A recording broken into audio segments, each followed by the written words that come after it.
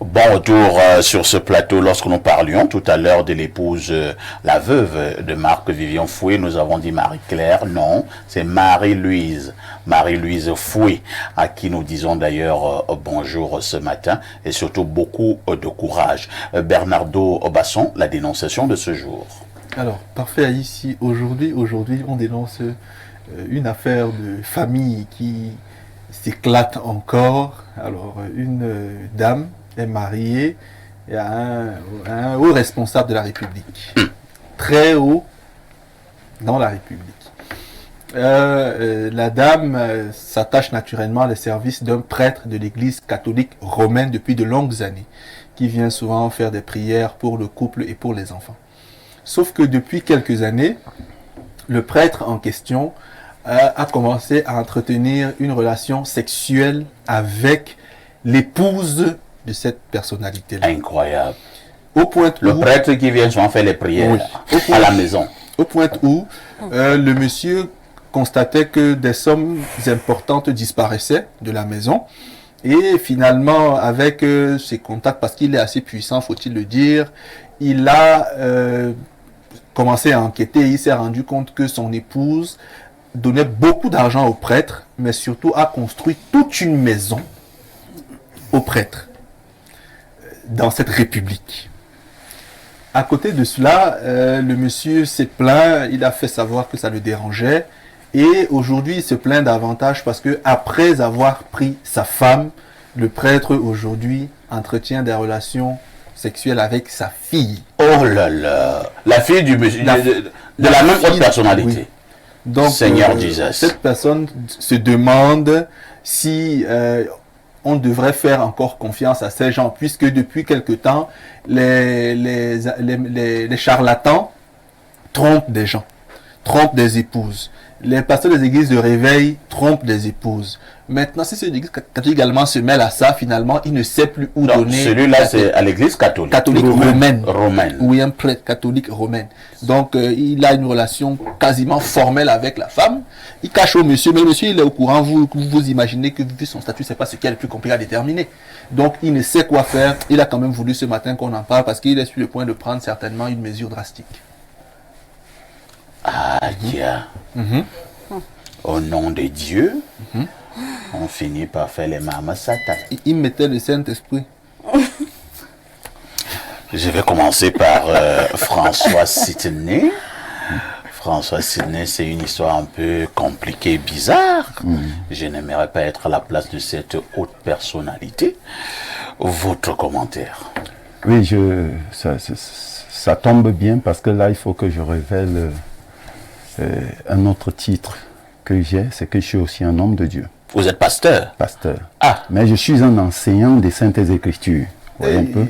Parce que chez nous, vous voyez, il y a des pasteurs, il y a des prophètes, il y a des enseignants. Moi, j'enseigne. Et je voudrais dire que,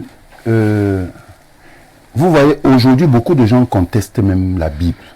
Au point où les Africains vont même jusqu'à dire que cette histoire a détériorisé nos mœurs, c'est-à-dire qu'à détruire nos mœurs. Parce que les gens estiment que c'est à cause de la Bible que beaucoup de gens ne sont plus traditionnalistes. Quelque part, c'est pas faux, hein. Mais sauf que vous avez remarqué une chose, que ce soit la Bible, que ce soit le Coran, tout ce que vous allez trouver à l'intérieur, c'est que ces livres vous parlent de la bonne conduite. C'est-à-dire que, et il est inacceptable, c'est-à-dire que il est inacceptable de voir un pasteur, ici il s'agit d'un prêtre qui pose des actes comme ça. C'est inacceptable. Et moi je voulais dire une chose. Vraiment, si vous voyez quelqu'un qui dit qu'il est un homme de Dieu, avoir une relation très proche avec le sexe opposé, ne lui faites pas confiance. Ah bon? C'est vrai. C'est vrai. Parce que, moi je vais vous dire une chose. Mais est-ce qu'il n'y a pas aussi un risque de voir un homme de Dieu avoir des rapports très proches avec le même sexe? Est-ce que ça nous inquiète pas aussi? Non, nous sommes des Africains. Est-ce que nous sommes des Africains? Il n'y a pas ça chez nous. Vous êtes dans la télé, hein? Non, je vous dis que je parle de parfait. Parfait ici. Il n'y a pas quoi? Non. Laisse ça. Je suis en train de parler de quoi? Je parle de nos coutumes. Oui, bien sûr. Vous comprenez? Ça dit que nous, Même au village, il y a déjà ça. non, c'est que je ne On sais pas. la vidéo a même été virale sur les réseaux sociaux. Dans une brousse, quand on les a attrapés, le gars commence à parler, il parlait petit. Il dit Aïna Boma Fala. Tu n'avais pas vu la vidéo là? Non, je n'avais pas vu. C'était dans un village. Quand je dis qu'il n'y a pas ça chez nous, c'est pas que je suis en train de dire qu'au Cameroun, il n'y a pas peut-être des homosexuels. Vous comprenez? Mais je veux dire que dans nos mœurs, dans nos comportements, depuis nos ancêtres, ça n'existe pas. Donc ici, je voudrais plutôt parler de ce cas qui est pour moi très grave. C'est-à-dire qu'un prêtre qui commence à faire des prières, vous-même vous savez que même l'adultère est puni par Dieu. C'est ce que la Bible dit. Je me demande si ce prêtre utilise la même Bible. Hein? La fornication. Et plus loin, il va même prendre la fille de cette dame qu'il détourne. Donc, en réalité, ce monsieur est en train de détruire le foyer et la vie de ce commis de l'État. Donc, moi, je dis, c'est vraiment inacceptable. Alors, quelle est la solution que vous pouvez proposer? Ou alors que le monsieur remette sa vie à Dieu? Quelle vie à Dieu? Face à une situation comme celle-là. Il fait alors comment? Il va voir le diable? Non, moi, je pense que... Il doit chercher à tuer le prêtre? Vous savez, pas faire... Non, répondez à la question. Moi, je veux une solution. Non, moi... Personnellement, vous comprenez, ce que je n'accepte pas, c'est l'infidélité de la femme. Moi, je le dis, ça c'est un principe parce que la femme a des vertus sacrées. Je parle de la femme. Vous comprenez ça très bien. Maintenant, il y a une autre chose sur moi, c'est que la relation entre un homme et une femme, je ne veux jamais donner mon point de vue. Parce que tu ne sais pas ce qui se passe entre les deux. Mais... Tu as dit que tu enseignes la parole de Dieu, non? Tout à fait. Qu'est-ce que Dieu demande de faire pour un tel homme? Pour un tel homme? Non, mais la Bible dit pardonner aussi. Comment? Non.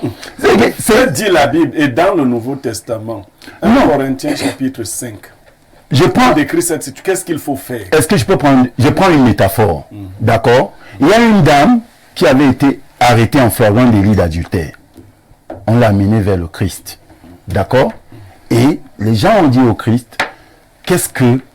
les gens ont d'abord rappelé la parole au Christ pour lui dire que la loi de Moïse dit qu'on doit lapider cette femme. Le Christ leur a donné une réponse que je ne peux jamais oublier. Celui qui n'a jamais commis de faute.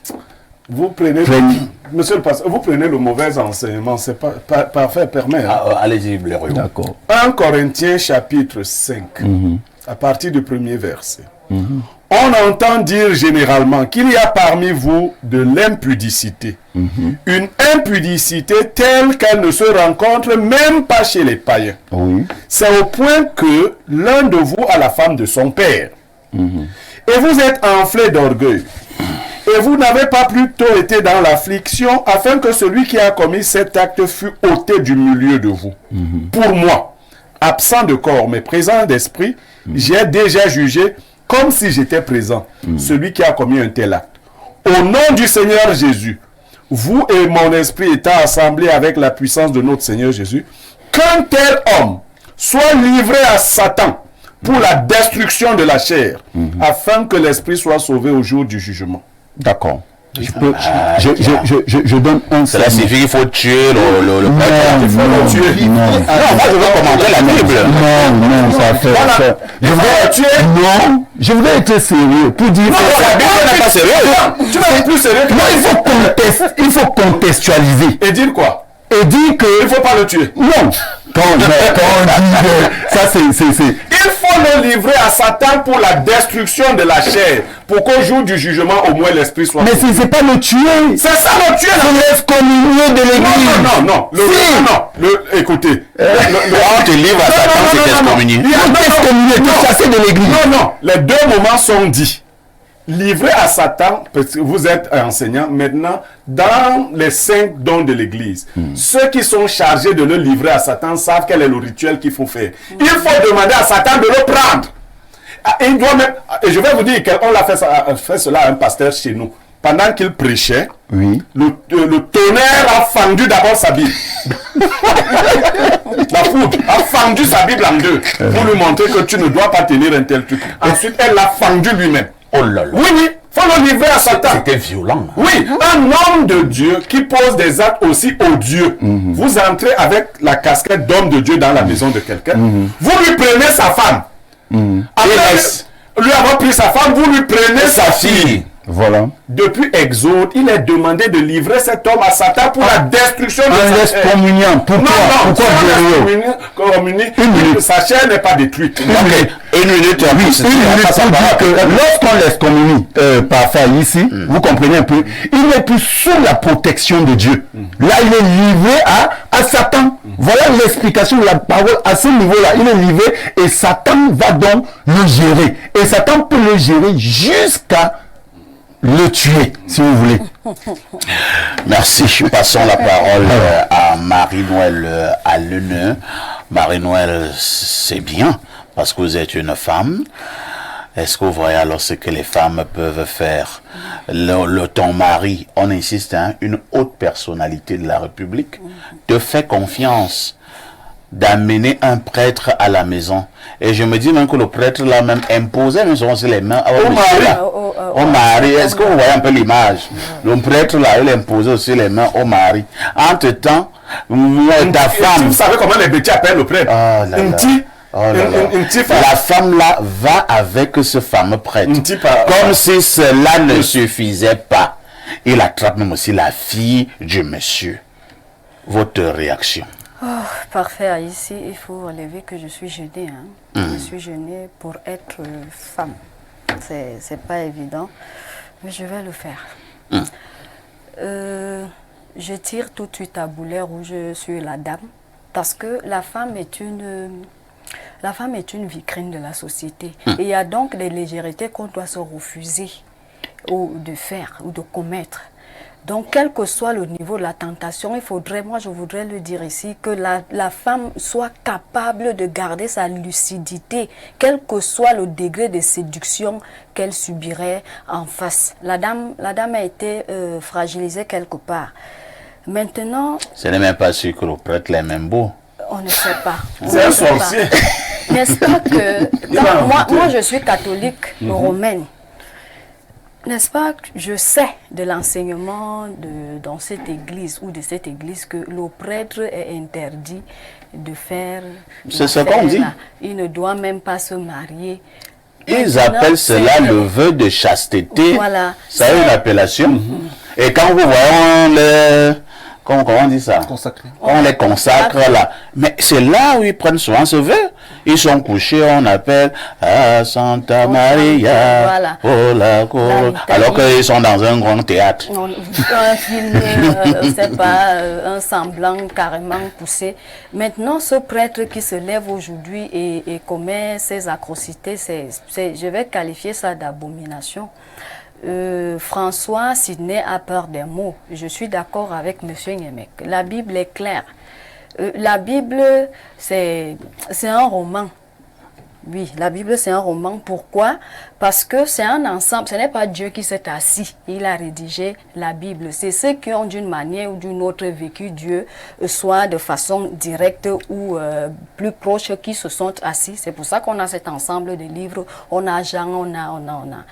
Donc, chacun a son... on ne peut pas lire... On peut lire, parfait, ici, la même œuvre, vous et moi, mais on n'aura pas la même appréhension de ce qui est écrit dans du contenu de cette œuvre-là. C'est la même chose avec la Bible. Nous la lisons tous, mais nous n'avons pas la même compréhension. Je suis d'accord avec Blériot qu'il faut sanctionner. Le royaume de Dieu appartient aux violents. Il a dit tuer, hein? Mais les mots en français ont leur sens. Tuer, c'est tuer. Tuer, c'est tuer. Il faut le tuer. Lorsqu'on le livre à Satan, c'est pour faire quoi? Il faut le tuer. Bon, ce n'est pas nous, ce n'est pas la personne de Niemek ou moi, ou encore moins vous qui va le tuer, ou cette personnalité-là. L'acte commis par le prêtre est inacceptable. Inacceptable. C'est très désastreux, c'est honteux.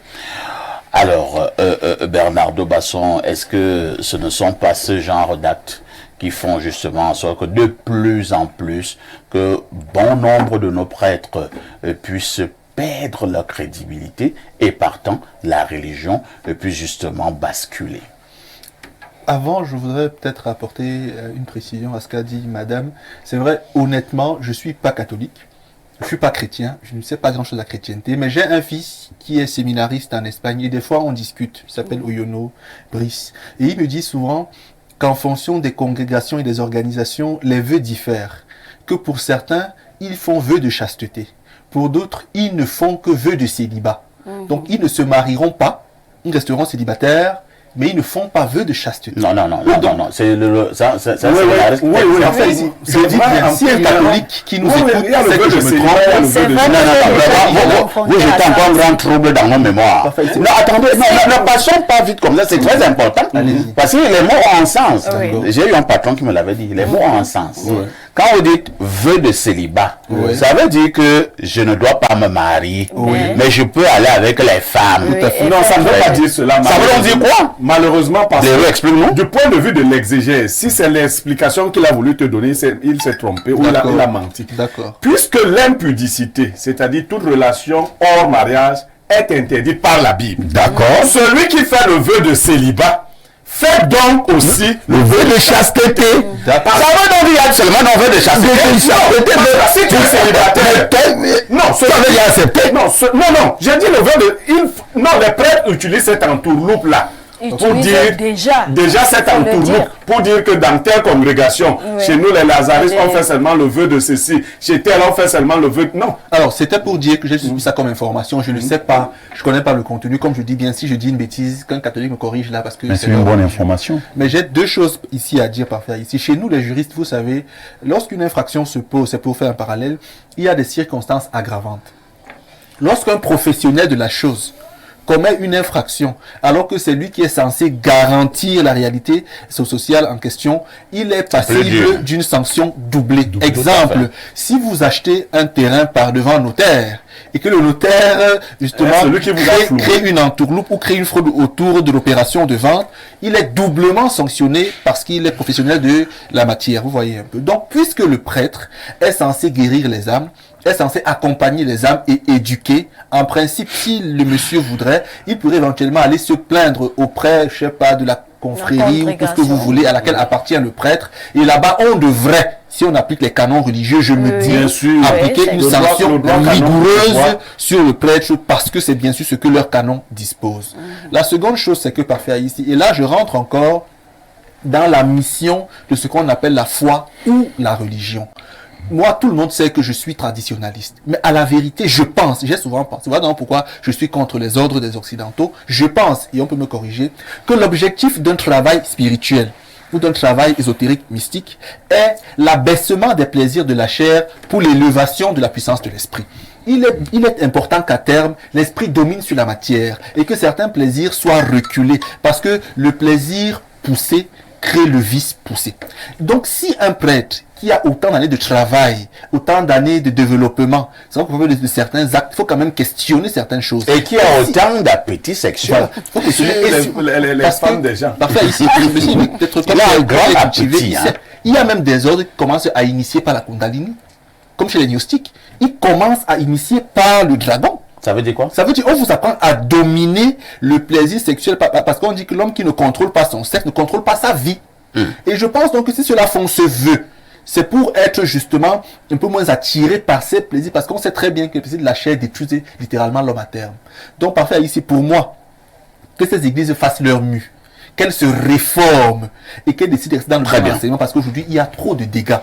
Si les malades détruisent les familles vont chez les pasteurs des églises de réveil, qui aussi les détruisent avec leurs mensonges permanents. On va maintenant chez les prêtres, qui eux aussi détruisent les familles en couchant avec les femmes et les filles. Bien. Finalement, on sait que c'est. En tout cas, venez dans le boc, nous on va vous aider. Ce n'est pas sain chez nous, mais nous allons lire quelques messages. Bonjour les démineurs. Ils vont jusqu'à prendre les veuves et confisquer les biens. D'où simplement ces gens ne sont pas au service de Dieu, mais pour leurs propres intérêts. C'est Patrick Essama qui envoie le message. Autre préoccupation, nous irons Alors, nous prenons dans celui-ci. Bonjour à votre panel. Je suis vraiment dépassé. Je suis catholique et ça me fait honte. Mais bon, tous ne sont pas comme ça. D'accord. Autre préoccupation ce jour, allons au 240. C'est la Guinée équatoriale. Bonjour le plateau de l'heure. Je souhaite bon vent au sucre national. Marie-Louise Fouet, quand Marc Vivien vivait, tous ces gens venaient chez moi. Où sont les amis de mon mari? Où sont les frères de papa? Où est ma famille? Ah, on les voit toujours quand le soleil brille. Longue. Pour la dénonciation aujourd'hui, ils sont nombreux, ces hommes dits de Dieu qui posent des actes odieux. Ce sont les actes pareils qui m'ont éloigné des églises et de ces bonbons pasteurs et prêtres. Jules Hervé Fomot depuis Bata, en Guinée équatoriale. Autre message, allons au 200... J'ai voulu prendre le 213, hein? Il m'a échappé. Bonjour perfecto. Par rapport à l'histoire du jour, moi je ne fais plus confiance aux prêtres dans cette république. Ces gens-là sont devenus ils sont devenus des homosexuels. Disons que tous ne sont pas comme des homosexuels. Une de mes amies m'avait amené dans son église catholique. J'ai fait quelques mois et je suis même entré dans la chorale. Le prêtre a pris mon numéro et un jour il m'a écrit et il m'a dit que je lui plais et qu'il aimerait avoir une relation un peu plus approfondie avec moi. J'étais scandalisé. Bonne émission à vous. J'aime beaucoup l'émission. C'est Diego depuis Douala. Attends, Diego là est homme ou bien femme? Homme, puisqu'il t'a des questions. Il a posé les bases. Incroyable. Moi, j'ai cru que c'était une On va déduire pour le niveau de l'homosexualité. Il a d'abord plein de bilingues. Allons au plus 49. C'est l'Allemagne. Dans un pays qui a tout perdu, respect, éducation, amour du prochain, vous vous attendez à quoi? Le prêtre est aussi un homme. Je ne cautionne pas l'acte, mais c'est ça le Cameroun. 42 ans au pouvoir. Est-ce que c'est 42 ans qui font en sorte que le prêtre vienne arracher ma femme et parte aussi avec ma fille, menace même de prendre ma petite fille? Encore que le prêtre catholique, lui, il appartient à Rome. Parfait, moi j'insiste encore à dire ici, chaque matin, quand les hommes se réveillent, ils doivent prendre 15 minutes pour avoir peur de la femme. Parce que la femme est la petite sœur aînée de Satan. Allons au 213. Satan, vous savez qui le suit directement. Le 213, c'est l'Algérie. Bonjour perfecto. Pour la dénonciation, moi personnellement, je ne suis pas chrétien, mais s'il y a une branche dans le christianisme qui maîtrise vraiment les enseignements bibliques et suit... et enseigne la vraie parole de Dieu, c'est le catholicisme. Les autres branches telles que le presbytère, le protestantisme, les témoins de Jéhovah sont tous des comédiens et des guignols. Non, c'est quand même excessif. Et il se trompe même là. Le monsieur dans la dénonciation a livré sa femme lui-même entre les mains du loup. Il ne savait pas que, en ce qui concerne un couple marié, un adage dit, si un autre homme contrôle ta femme, il va contrôler ton foyer et ta famille. Et il faut aussi savoir que ces prêtres sont des faf. Ils ont une maîtrise de bombardement de Kosovo. Ce n'est pas vrai, hein, dans des histoires. Un autre adage de mon village dit qu'un foyer est stable quand le lit bouge. Apparemment, le prêtre a plutôt cassé le lit de ce couple. Au type de l'Algérie ici. Mais quand le prêtre l'a imposé les mains sur le papa... Il termine en disant, notre conseil ce matin aux gens qui aiment livrer leurs femmes aux prêtres et aux pasteurs, c'est qu'ils doivent savoir que tant qu'un autre homme contrôle votre femme, il va contrôler votre famille. Je pense que ça mérite quand même une réflexion. Hein? Bien sûr. Autre message ce jour, toujours le plus 49, c'est l'Allemagne. Parfait, s'il te plaît, je veux le contact de qui? Je vois le contact de YE. Je vois ici Pierre Yemek. D'abord, ce n'est même pas Pierre Yemek, c'est Pierre Yemek. S'il vous plaît, j'ai une dénonciation qui me dérange. D'accord. Autre message ce jour. Alors, quand vous envoyez un long message comme ça, vous pensez que vous êtes seul? Je vais lire le peu que je pourrais lire. Hein. Bonjour, une fois de plus au panel. J'aimerais intervenir sur l'histoire du jour en disant que il est même déjà une grosse fatalité de penser que chacun a sa façon à lui de comprendre la Bible. En fait, ce que la dame a appelé roman, parce que regorgeant plusieurs livres, vise spirituellement un même objectif, celui de permettre aux hommes de parvenir à une vie saine à travers tout ce qui pourrait être considéré comme étant positif dans le déroulement de notre quotidien. Il faudrait plutôt se poser quelques questions au-delà du mal qu'on subirait selon les attentes de la Bible dans son parachèvement. Quelle est la meilleure façon de prier Dieu lorsque nous sommes persécutés selon la Bible, tout en restant humains? Quelle est l'attitude à indiquer à ce monsieur face à cette terrible histoire afin qu'il garde sa personnalité puisqu'il est une haute personnalité du pays? Emmanuel Fouda de Douala, merci encore à vous tous. Autre message ce jour. Bonjour le sac de modérateurs et aux autres intellectuels sur le plateau. Beaucoup de personnes sont encore en vie parce que la loi les protège. Sinon, ce monsieur qui se prétend prêtre ne mérite même pas la prison. Reste à savoir s'il ne le fait pas avec d'autres familles. Achille et Yabi depuis Douala. Autre préoccupation ce jour. Bonjour le plateau des plateaux. Très belle émission, mais parfait.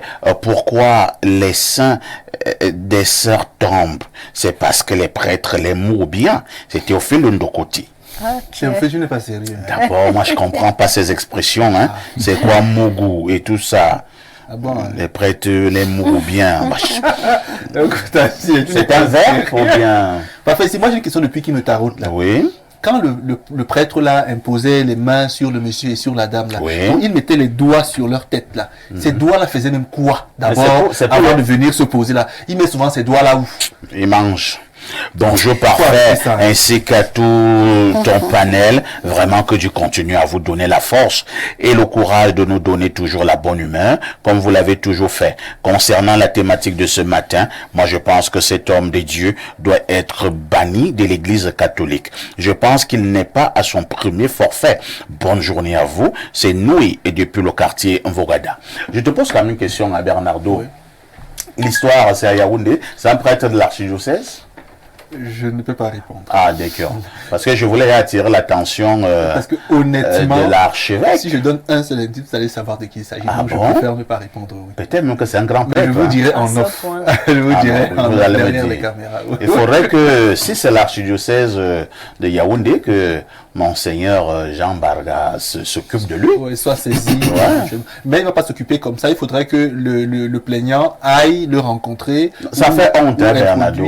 Un acte. Vous dites que c'est une haute personnalité. Je ne sais pas si dans la procédure on s'auto-saisit, je ne sais pas. Mais je pense qu'il y a quand même un acte qui devrait saisir. Et comme quelqu'un a écrit là tout à l'heure, si le prêtre a fait ça dans cette famille, c'est sûr qu'il est coutumier. Bien sûr. Parfait, ici aujourd'hui, c'est peut-être la 60e famille où il va faire ça. Aujourd'hui, les prêtres font tout. Les pasteurs, hommes politiques, c'est eux. Les commerçants, c'est eux. Les hommes mariés avec les enfants, c'est eux. Tout, c'est eux.